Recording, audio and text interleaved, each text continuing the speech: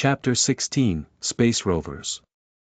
Before us Earth and its little moon gleamed brilliant in the blackness of space when our 500 space flyers shot in toward them once again, days later.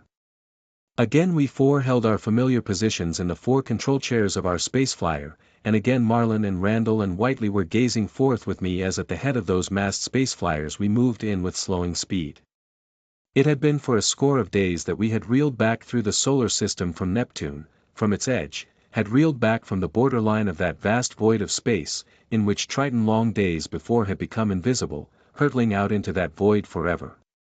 Past perilous Saturn, and past mighty Jupiter, and through the dangers of the asteroidal belt and past red Mars once more we had sped, within us only a strange sick desire for Earth once more, that Earth which we knew, would be shaken even now with unimaginable rejoicings as its peoples saw the acceleration of the sun's spin that had menaced all our universe halted at last with the hurling forth of Triton days before. And now, as we sped in at last toward Earth, it was in mutual silence that we gazed ahead. Once again the outlines of Earth's great continents were coming clear to our eyes as we shot nearer, and once again, now, we were heading toward that side of it that lay in shade, in night, toward the North American continent, to hover out from it, over it, and then to drop down toward it, down through the darkness of Earth's night toward New York. Again beneath us Earth's surface was widening to a vast dark plain as we sank down toward it, and then again through the darkness we had seen, beneath us, the gleaming lights of New York, and were sinking lower toward them. Down, down, until New York stretched beneath us but one colossal bed of brilliance, one vast mass of blazing lights above which there flashed to and fro the innumerable brilliantly lit aircraft like countless shuttles of light, the giant World Government Building and all the colossal buildings that stretched far away around it burning with unequaled brilliance, and their roofs and the ways between them thronged once more with crowds, such crowds as never yet had the mighty city seen. A strange dumbness held us, as we sank slowly downward with our massed space flyers. Then, as a great whirling light beam from beneath caught our flyer's descending mass, held us in its glare, other beams were swinging toward us, holding us bathed in a white flood of light as we sank downward. And as we were discovered thus to the vast thronged city beneath, the swarming aircraft above it abruptly shot downward from about us, while the great roaring voice of the city's crowds abruptly ceased as the city saw us.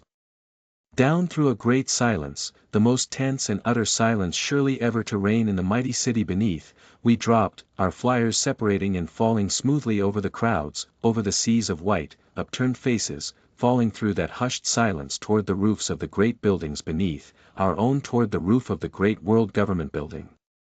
As we shot downward we saw that upon that roof waited now for us a massed and silent crowd, as in the streets below, that had given back to the roof's edges to make way for our own space flyer and those with us to descend. Smoothly I lessened the power of our lower ray, and smoothly we sank downward through the brilliant lights above that roof, until at last our own and the flyers about us had come gently to rest upon it, the throb of our generators ceasing. Then, with the same dense silence reigning outside, Marlin slowly was opening our space flyer's doors, and with Whiteley and Randall and me behind him was stepping forth upon the great roof's surface, into the white brilliance of its lights. Hesitatingly, weariedly, with the men of our other flyers gathered now about us, we looked around. Beside us there stood, and around us, the massed members of the World Congress, with the World President with them. Over these silent figures we looked, a little dazedly, and out over the superhumanly brilliant, superhumanly silent city that stretched about us, and then up toward the great constellations as though in reassurance. For they stretched above us as before, as always, Capricorn and Sagittarius and Scorpio and the rest, with Jupiter and Saturn and Mars shining there, and with great Neptune, invisible here to our eyes, and farther still than Neptune its moon world of Triton hurtling on toward those distant stars. Dazedly, slowly, we looked, up and around us, while still around us that hushed, thick silence held, and then saw that the World President was coming toward us. Across the roof he came toward us from those silent crowds about us, his hands outstretched, his voice unsteady. "Marlin, Randall, Hunt, Whiteley," he said. "And then, you have come back once more, back to the Earth that you and your forces have saved." "We have come back," said Marlin, his voice low, strange. "Have come back with what remains of those forces.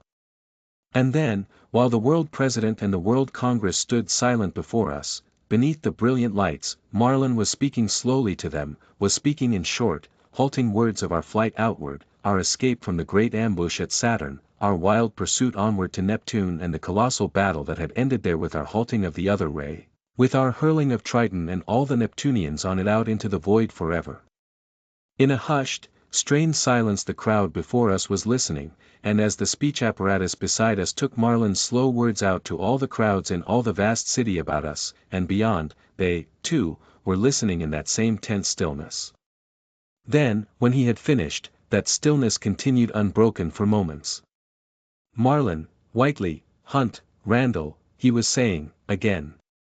There is no way in which we can tell, there is no need for us to tell, what gratitude Earth's peoples have now for you and for your men, who saved Earth and all the solar system from a dreadful death. Marlin slowly shook his head. That gratitude is not for us alone who came back, he said, but for those others of us who did not come back, who went to death out there for Earth. We of Earth know that, the World President said, and our gratitude is for them as for you, our silence now for them as for you. But you who came back, you four who dared first of all men out through the void, and who came back to lead Earth's forces out to the terrific struggle that saved us, is it gratitude only that Earth can give you? Marlin half turned, his eyes meeting our own. There is nothing Earth can give us, more, he said, for we have that which never men have had before, have the space flyers and have now all the solar system's worlds before us. For to us four could be no greater gift, no greater thing, than that, to be space rovers once more together.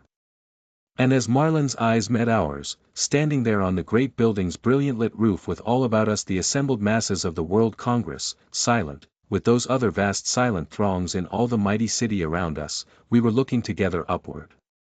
Marlin with his brilliant eyes, Whiteley with his calm, strong upturned face, Randall with a new light flaming into his tired eyes, I with a strange new eagerness clutching at my heart, we all were looking upward. Upward past the brilliant lights around us toward the constellations and toward the planets that shone among them, crimson Mars and yellow Saturn and white Jupiter. Upward with a sudden strange tenseness, forgetful for the moment of the hushed world around us that we had helped to save from doom, upward across the immensities of space where we four had roved toward the great planets that moved there across the star-sown summer sky. The end.